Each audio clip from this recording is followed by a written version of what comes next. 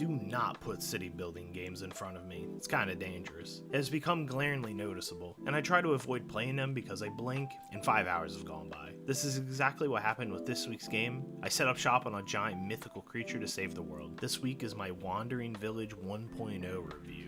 The Wandering Village is a city builder management game from Strayfawn Studios and Whisper Games. The game launched in the 1.0 this July and is available for all modern consoles and the PC and retails for $30. Enormous Onbu size shout out to the developer and publisher for the key. I didn't think I would get the key, but here we are. Thank you again. Civilization has crumbled and humans have returned to being purely nomadic, running from a toxic fungus that claimed the world generations ago. The story of the Wandering Village scoops up one specific tribe that follows your orders to settle on a mythical creature once lost to the world, an Onbu. Not much information is given about the Onbu, but these creatures live for so long because they tower over the spore clouds that ruin the world. Honestly, it's the perfect place to set up shop, just as quickly as your small tribe settles on to Onbu. The player is thrown into a story that involves mystery, science, and possibly the cure for the fungus that plagues the world. As you grow your tribe, inviting more and more people to take up residence on Onbu, the plan becomes clear: to build up your civilization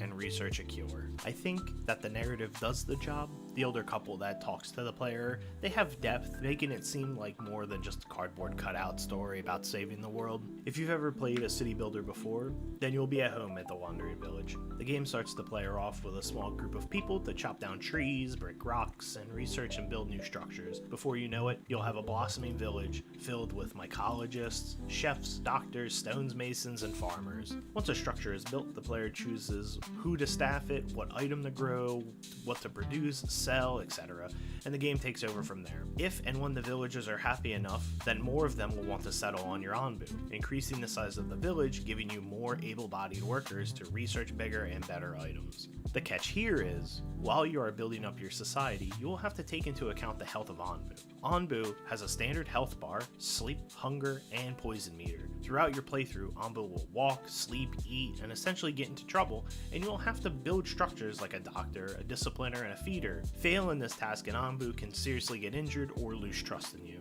The Wandering in the Wandering Village comes in the form of Onbu walking to wherever it sees fit. There are a good number of biomes in the Wandering Village: a desert, a jungle, a ruined city, a literal ocean, and mountains, all of which, in the beginning at least, will be Onbu's choice where he wants to go.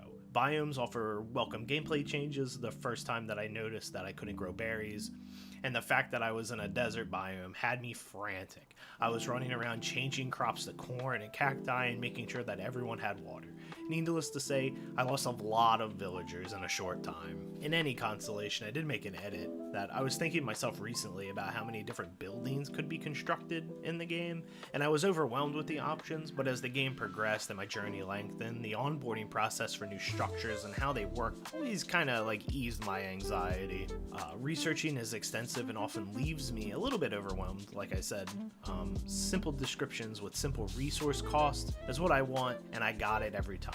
From doctors for villagers in Onbu, scavenger teams to do runs, fisheries, dung collectors, it's all there for the player. Towards the end game, structures gear more towards villager happiness as opposed to resource production and management, which allowed me to focus more on a functional city as opposed to a bunch of buildings haphazardly placed on Onbu's back. The Wandering Village has a lot of flat colors. The first time that I saw the cutscenes, I was more geared towards thinking it was Ghibli inspired. It isn't until you start utilizing the focus in out option that you can really gauge how great the game looks. Onbu itself really embodies this mythical god of the earth creature with the rocks on its back, mud-like appendages hanging off its neck and sides, and how it towers over every structure. Every time I focused in on my villagers, I really gained an appreciation for the hand-drawn 2D structures and characters that kind of seem 3D, but they're not. They're just so beautiful. The same goes for every time I zoomed out to see my surroundings and direct Onbu where to go. I got lost in the scenery that I was passing by. Ruined city centers are covered in enormous fungi with forever branching hyphae, colored in a deep purple. and toxic spore clouds dominate the area. Mountains are cool, the deserts are hot, and the ocean is